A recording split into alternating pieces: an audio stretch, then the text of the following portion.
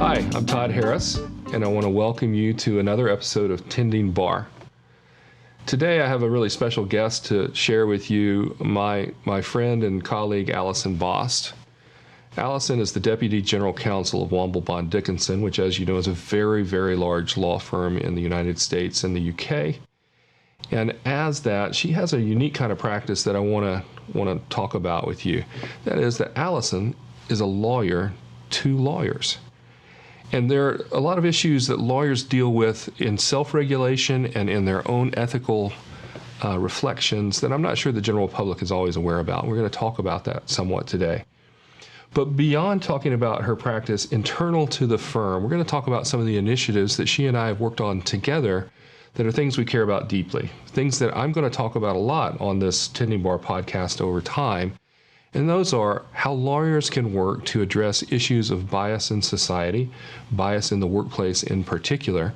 And we're going to talk to you about some of the initiatives that we've undertaken within our own organization, as have many other law firms, to try to make ourselves better educated, more aware around implicit biases. And that'll be part of our conversation today. So I want to welcome Alison to join us. And if you will, Alison, welcome to TendingBar. You're on air. Thanks, Todd. Nice to see you, and thanks for having me. Well, I'm glad you joined us today because I think you have a very special kind of practice, and that is because you have to put up with people like me and several hundred other attorneys in our law firm.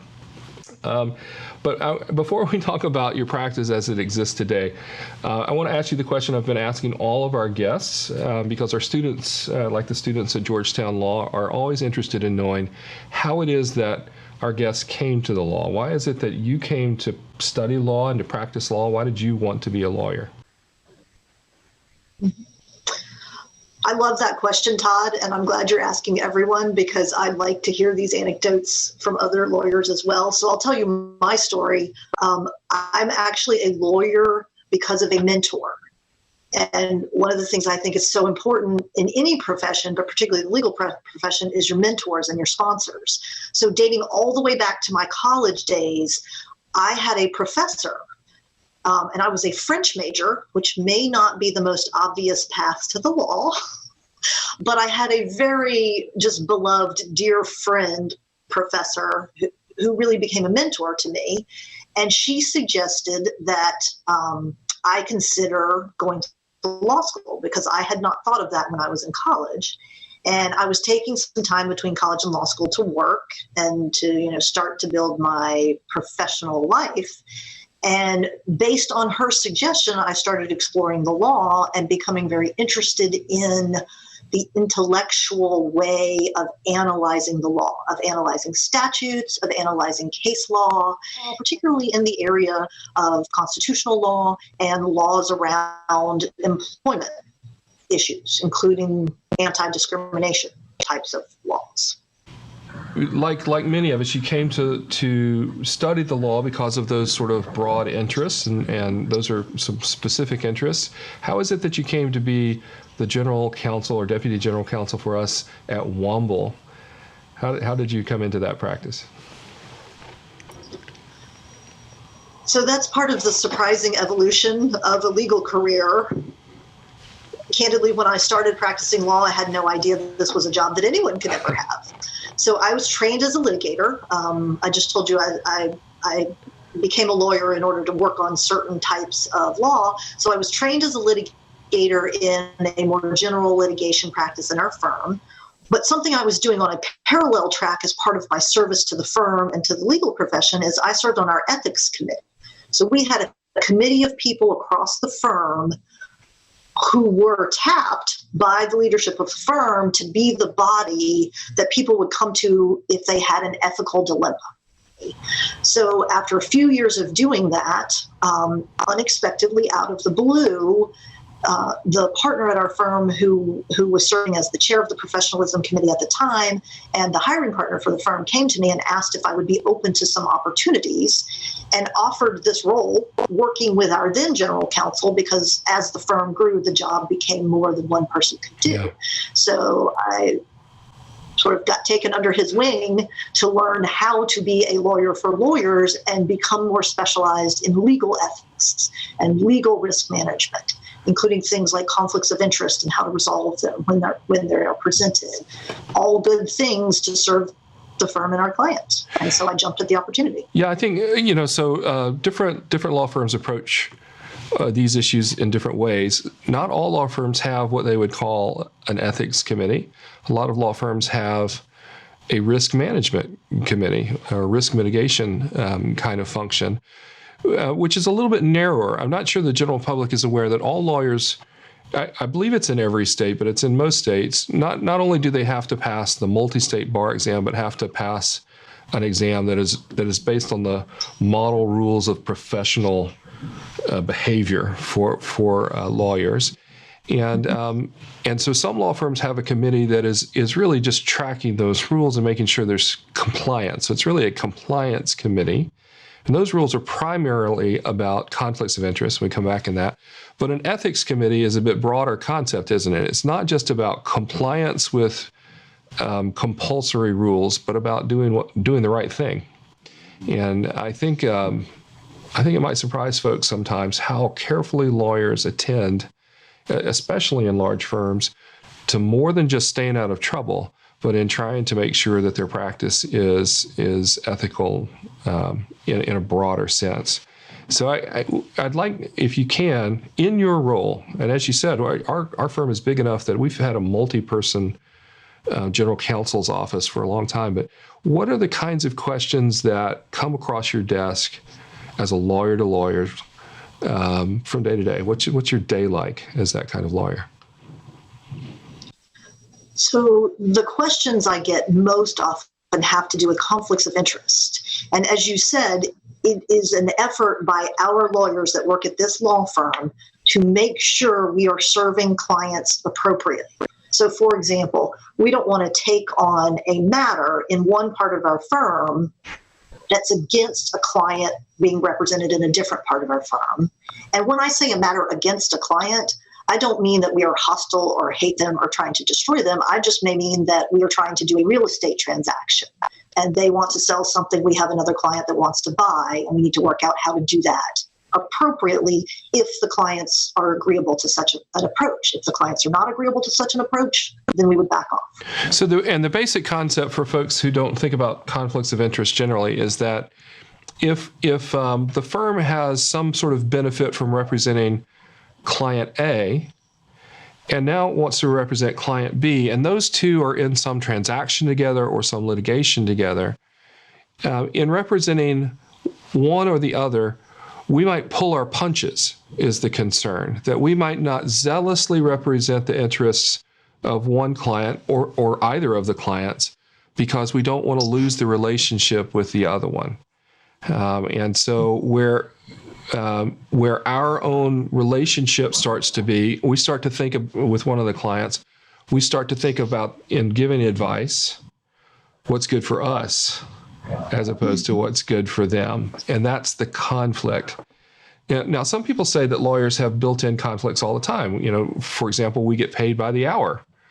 And and so some will say we have an incentive to bill more hours as a result. But most of us have a broad enough perspective to understand that if you're not fair to a client on things like the amount of time spent on something, you won't have that client for long. So our interests are aligned on those kinds of issues.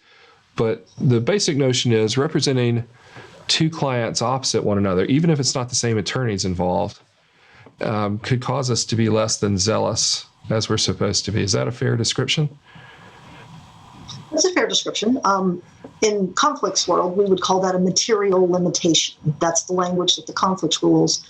If a lawyer or a firm would have a material limitation on that lawyer or firm's ability to represent a client competently and diligently, is the language of the rules, then that's where we have to go have a conversation with the client. We have to disclose the issue to the client, and the client gets to ask us questions and obtain whatever information the client needs to analyze the situation. And then the client gets to decide if the client wants to proceed with us and consent to the situation or not. Yeah. And most firms, and our firm, usually draw a line that says we would never represent one client in suing another client. That the litigation is usually where that line is drawn pretty firmly. But pretty commonly, you might represent a large company over in one office and another large company in another office, and they're just doing some routine transaction that they just need the paperwork for, that sort of thing. So those waivers are not uncommon in those cases. But even then, it's not the same lawyers who would be representing both. That would be atypical, at least. Fair statement? That is fair. All of that is fair. And of course, subject to lots of detailed nuances, exceptions to certain rules, particularly if the clients were to consent to a specific arrangement. But generally speaking, yes, that's how we would want to manage our conflicts and handle our representation of clients. Why don't we have a national standard around those sorts of things? By having, if you have a national firm or a transnational firm as we do, and there are rules all over the place, doesn't that seem to mean that we have to comply with the most restrictive rules? And so any particular jurisdiction can really govern the rest? That is exactly right. So I will just say on the point of why don't we have a national standard, I think the answer to that is a bit intertwined with the way lawyers are licensed to practice law. Lawyers are not licensed to practice nationally. Lawyers are licensed to practice by the individual states or districts or commonwealths. So, for example, I have a law license to practice North Carolina law and District of Columbia law, but I had to get one in each place. And I do not have a license to practice nationally because no one does. That's not a thing that exists. So Right. if people need a license in each jurisdiction has rules, as you know, with your Virginia law license, and you may have others as well. So there's no national standard. We do have the American Bar Association, which is a voluntary association of lawyers, which, as you said earlier, puts out recommended, they're called model rules of professional conduct. And they're very persuasive, but they do not govern any of us or any of our law licenses. So with a large law firm like ours, we're in various states in the US, and we would have to comply with the most restrictive rules to make sure all of our lawyers are in compliance. So taking the example that I get asked about a lot, which is attorney advertising, like what can we put out in the public? What can we put on our website? What can we send out to clients and friends of the firm? What can it say? Does it have to have a disclaimer? How can it look? Each state where we have offices has very different attorney advertising rules. Texas, for example, where we have our most recent office addition in Houston, has some very specific rules about submitting materials to the bar for approval first before they're these days typically posted somewhere on the internet. South Carolina, where we also have a large presence, has some very specific, nuanced, detailed attorney advertising rules going as specifically as addressing words lawyers can and cannot use. And so for our firm, we spend a lot of time making sure that our marketing efforts and our communications efforts to keep our clients informed of things is compliant, even with some of these really tricky, very detailed rules. Right. Well, it's great to hear about any firm taking so seriously its professional responsibilities, but more than that, thinking about not just compliance, not just the floor, as you described, but more aspirational standards to achieve. And that's really the core of why I wanted to have you as part of this conversation today, not just about the interesting part of your practice that is advising other lawyers around their ethical obligations, but because you and I have shared a particular interest. We have both been part of our firm's diversity and inclusion committee for a number of years now, and we both care deeply about some of those issues. But in particular, you have done a lot of work to help our firm get education to staff and attorneys about the issue of implicit bias, and that's really where I wanted to turn our conversation today. So, if you will, I'd like just generally, if you can help our viewers understand how it is that we interpret that idea of implicit bias. What does that mean to you? Sure. Let me give a little context for this, Todd. And as you said, you and I are both on our Diversity and Inclusion Committee, which I'll probably refer to as our D&I committee from time to time. And I like that title because it emphasizes equally two very, very important concepts, diversity as well as inclusion. So we believe at our firm very strongly in our core values of integrity, devotion to clients, and respect for the individual, which marries very well with all D&I initiatives. So in an effort to make our firm into the best possible firm to serve our clients with this diverse group of lawyers and an inclusive team coming up with great ideas and great solutions, we've engaged in a training initiative over the past few years. And I have had the honor of leading that training initiative. And it is a training initiative on unconscious or implicit bias. And we have been working with some outside consultants who have become quite good friends as we have gone and presented programs office to office. And what we're trying to spotlight and educate about is this concept of unconscious or implicit bias and how it manifests and what we can do to begin to recognize it and begin in appropriate situations to counter it. Because implicit or unconscious bias is something we all have. It is not necessarily bad. Speaking for myself and some of the things that I know my defaults are, it is occasionally bad, and I need to be aware of it and interrupt it. So the concept of unconscious or implicit bias is based in the field of cognitive neuroscience, cognitive psychology, and social psychology. So it's an amalgamation of these three, what I find to be really interesting fields of study about how our brains work. And it's really about the mental processes in our brains that influence our interactions with others in a way that's sort of automatic or default or unconscious, as the name itself implies. It's really about mental shortcuts that our brains make without any intentional awareness. We may not even notice or realize. And these are shortcuts based on, like you said, social norms, what we see in the media, what we hear about, what the music is we listen to, any social media that we follow, often occasionally based on stereotypes. And one thing I like to remind myself is something that my friend, who is our consultant, has said from time to time, which is we all have these. Plenty of them help us to do things faster, more efficiently, move forward in our jobs, in our personal lives. But some need to be examined more carefully and potentially interrupted.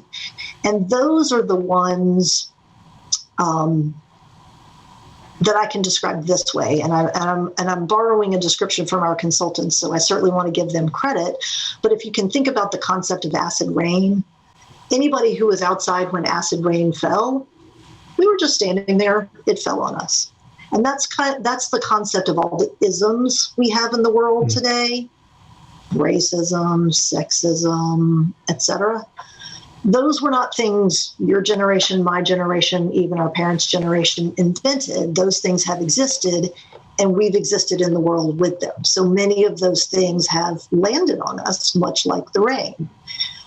But we need, in my view, to educate ourselves about what that means and how we interact with others, because it can lead to problematic things. So if I can pause you for a second, think about, there's a distinction to be made. I want to make sure that we make this. There are clearly expressions of conscious biases that we would describe as the various isms, like consciously having a belief about one's worth or value attributable to their race, for example, or attributable to their gender or to their sexual orientation or those sorts of things. And those things sometimes we describe as hate.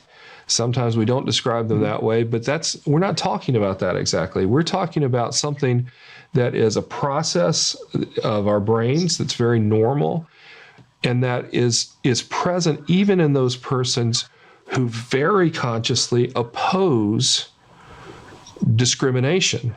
So a person who is not just non-racist consciously, but even actively anti-racist, still harbors, still possesses unconscious biases on the axis of race because they have absorbed the background noise of just living in society. All the media images that associate, let's say, blackness with a particular quality or femaleness with a particular quality, and we have accumulated those in a database, as it were, that says these are the associations that society has communicated. And as you described it as a mental shortcut, that when we are not consciously and carefully making our decisions, we'll sometimes make mental shortcuts, take shortcuts that rely upon those associations that were planted, even if one is consciously opposed to those biases. A great piece of evidence of this is that the research shows over and over that persons who are in the discriminated against target group harbor the same biases about their own target group. So women will have unconscious biases about women because that's part of the societal background noise that they've accumulated. I wanted to mention one piece of web content. There we go. I'm showing it to you, and I'll roll this over our conversation. But we have directed a lot of people, and I'll put a link to this on TendingBar, to Harvard's Project Implicit. Could you just tell us just a little bit about Project Implicit? Sure. And Todd, that's an excellent tool that we have used in our training initiative on implicit or unconscious bias. This is a free website that anyone can access, and it's put together by Harvard University. So, of course, it's very high quality. There are links on this website to allow you to take certain tests. And you're just doing it from your computer, so you're typing on your keyboard. And there are different categories that you can test yourself on. And it's not like you fail or pass. It's just you see what your defaults are. And you can test yourself, say, on the race axis or on the gender axis or sexual orientation axis or any number of other things. I think you mentioned weight earlier when we were talking. And I have certainly taken myself some of these Harvard Implicit Association tests, and I find them very challenging because they make me think about what my brain is doing without my notice. And so I'll just give an example of taking the race implicit association test, which I have done personally. The test asks you to type certain keys on your computer when you see a certain word or depiction. And then it moves on to ask you to associate those either positive or generally negative terms with race. So the first part of the test asked me to type a key and associate a positive word or characteristic with a white person's face. And then the next part of the test asked me to associate a negative picture or word with a black person's face. And then it switched. Associate a negative word with a white person's face and associate a positive word with a black person's face. And it literally is just timing, like how fast you do that, because that's the measure of what's most implicit, what your mental shortcut default is. And that will really, for me, it really made me think about how I was raised, what I learned, what I read, what I think about, what I listen to, what I watch, who I talk to, because all of that forms part of who we are. It's just an educational experience. It doesn't make a person good or bad. It just teaches you about things that have formed your consciousness over the course of your life. And we all have different experiences. And you can't tell by looking at your face or my face or anyone's face what your experiences are. So this is not meant to say any group is going to have certain reactions. It's individualized, but it's a real way to learn about yourself and start to think about some of these concepts in a way that's just, the privacy of your own office, typing in your computer, and you can examine some of your own views. Well, so let's bring this to practical application. So it could mean that as we look at hiring in an organization, and if we have a slate of candidates that involve both men and women, let's say, for a leadership position, that interviewers may have, in their database, implied associations of maleness or femaleness with the kind of leadership position being sought, and they may, unawares to themselves, may be quicker using their mental shortcuts to hire the male than the female, or depending on the job, to hire the female than the male, but not entirely because they are weighing all the factors, because they may be including some of those unconscious motivations and pressures. So it's important to point out that this is universal. All human beings have this, and it is not in and of itself an ethical failing that someone's doing something that the brain is occurring. However, because we're aware that this is going on, not to address it, you and I would argue, would be an ethical shortfall. We should be addressing this. Now, I've had this conversation 1,000 times, I'm sure you have, where people have said to me, if it's not an ethical failing, we're not consciously discriminating against a candidate, let's say, what's wrong with this? Where is there something wrong? And you said it earlier, that we believe that a diverse team will provide better services to our clients. Sometimes I've had to, and I don't want to rely on this argument, but sometimes I've had to try to sway colleagues or friends that they should be interested in this, because the data do now show that organizations that operate and manage with a diverse team are in fact more profitable. Right. And so if for no other reason to bring people on board to this conversation, I feel it's important for people to realize that we will operate better. And That's right. If we are incorporating diverse life experiences, diverse points of view into every bit of our management and operation that we can. So this brings us around to an initiative that you've also led the charge for in our firm. One of the themes in the TendingBar conversations has been to explore sort of the underlying motivations of lawyers and what their higher callings are. We've been talking about that here. And realizing that if those are the things that motivate us to be lawyers, when we realize that the law can't fully accomplish those things, we still care about accomplishing those things. So you and I care about diverse workplaces, and when it comes to implicit bias, we know that the law can't eliminate that. It's a feature of the brain. So how do we combat those implicit biases more than just the education? And for that, I want us to talk about something called the Mansfield Rule. Can you tell us what that is and how we've been involved? Certainly. Yeah, on the unconscious or implicit bias, I think the education part is first, right? That's what you got to understand it, or at least know about it before you can do anything about it. But one tangible step that our firm has taken, and I'm very proud of the way that our firm has showed up and participated in this initiative, is something called the Mansfield Project. So the Mansfield Project has been, thank you. The Mansfield Rule and the Mansfield Project is something put on by a company called Diversity Lab, and was created through a program with Stanford University. And this was the idea basically to model the law firm legal hiring practice on the Rooney Rule from the NFL.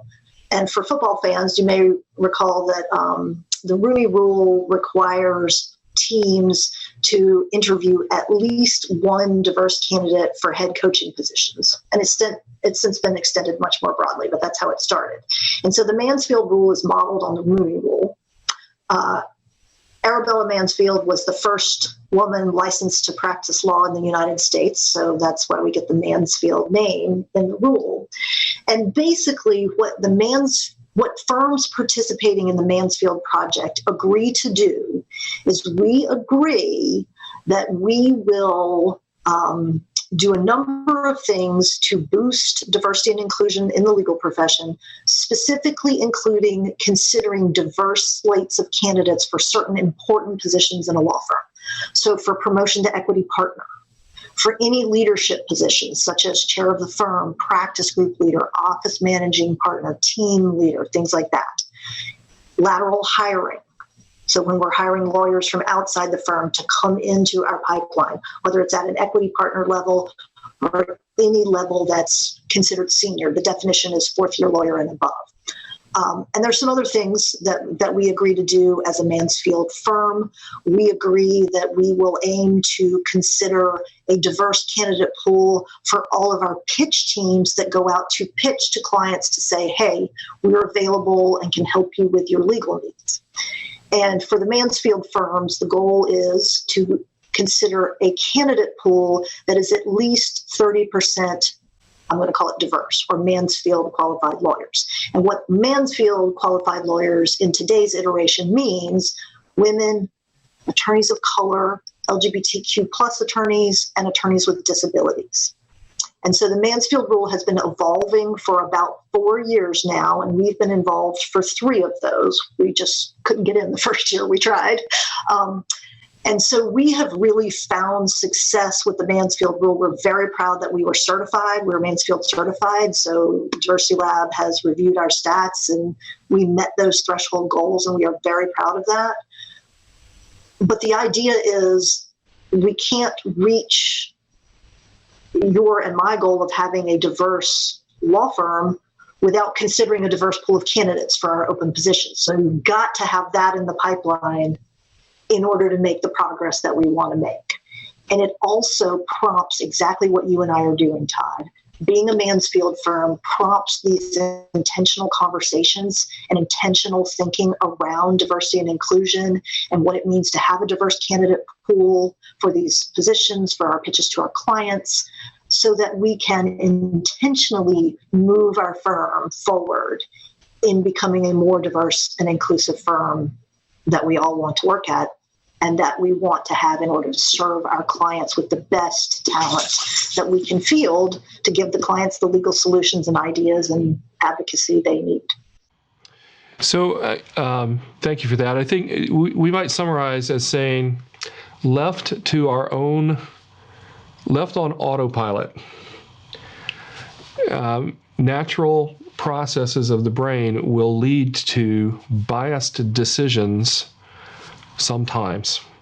Not consciously biased, but we'll do that. And as a result, structures reflecting biases will perpetuate unless we interrupt the processes that have been on autopilot. And so the Mansfield Rule for us is a check we place on each of our hiring and promotions processes or pitch processes, as you described, to make sure that we are not failing to take opportunities we can to become a more diverse organization. And doing so gives voice to our value of respecting all individuals, of valuing and embracing the diversity of all the people that are part of our firm and our community and our client base, but also acknowledging that by being more diverse, we are just a better organization and provide better, we believe, better legal advice. We're more likely to come out with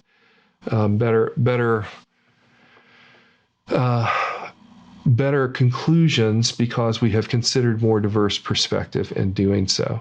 It's hard to compare it to what we would be before that, but all the studies tend to be showing these days that organizations that are diverse are accomplishing more in business, for example, more profits, and we're trying to follow those leads. So, Alison, I appreciate you being part of this conversation today. I want to remind you that we started Tending Bar because we were having conversations with law students at Georgetown, always looking for careers of meaning, and I wanted to introduce them to attorneys who have interesting stories to tell. And you, as a lawyer to lawyer, have a lot of interesting stories to tell. And I wish we could share more of them. But I want... Yeah, many of my stories are confidential, Todd. Right. So I owe my clients duties of confidentiality, and I cannot reveal their secrets. Just yesterday, you and I were on the phone more than once, right? On I don't conflicts remember. analysis. Right, exactly. Right. So, but I wonder if you have any sort of last words of advice that you might want law students to hear and to think about as they consider their own career paths. That's such a big question, and I certainly would not dare to think that I have the right advice for law students. So I'll give you a piece that I have carried with me that have come from others, and I'll just share this, that, you have to continue to be yourself as you move through the legal profession. And that can be difficult, particularly when you're a young lawyer just starting out, because everything is new and the law is complicated and difficult. But, in the theme of our integrity discussion that we're having today and our ethics discussion, I would say that early on as a lawyer, you need to decide who you are and who you want to be. And even as a young lawyer, you need to hold yourself to those standards and meet those standards. And so many times you're at a great place practicing with great lawyers, and it's easy to hold yourself to those standards and be who you want to be. But there are also challenges in the law, and there can be differences of opinion about how to approach a matter and what's appropriate and what's not appropriate. And I think that law students need to feel empowered as they become young lawyers, that they know what's the right thing to do, and they can hold themselves to that standard and speak for it and advocate for it with other lawyers that they work with and with their clients, even at an early stage in their career. So I would say be strong and be true to yourself and trust that you know. Great advice. Solid advice, Alison. Thanks for being with us today. Thanks for having me, Todd. I really enjoyed it. And thank you again for being part of Tending Bar. As you heard from my friend and colleague, Alison Bost, there are a lot of ways to be lawyers and to care about bigger things. In Alison's case, her practice is all about ethics and all about more than just doing the minimum, more than just complying with the compulsory rules, but on an aspirational law, achieving something more as individual lawyers and as a law firm. You've also heard Alison talk about our shared interest in educating attorneys and the general public about implicit bias, and about ways that doing so through education and processes internal to our organizations simply make us better. And so thanks again for joining us today, and I'll hope to see you next time on Tending Bar.